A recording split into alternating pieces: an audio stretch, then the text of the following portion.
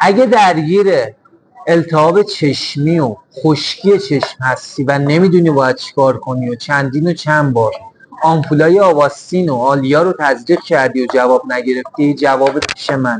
فقط کافیه که اول این قلب سفید رنگ رو برای من قرمز کنی و این پست رو سیف کن که فراموشش نکنی.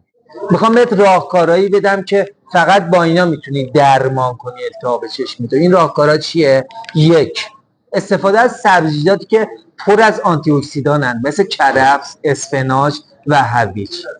استراحت دادن به چشم برای اونایی که با موبایل و کامپیوتر و مانیتور زیاد کار میکنن.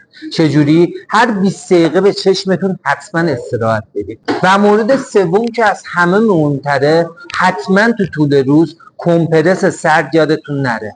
حداقل 2 تا 3 بار کمپرس سرد چشاتون بذارید تا اون التهاب و خشکی رو از چشماتون بگیره.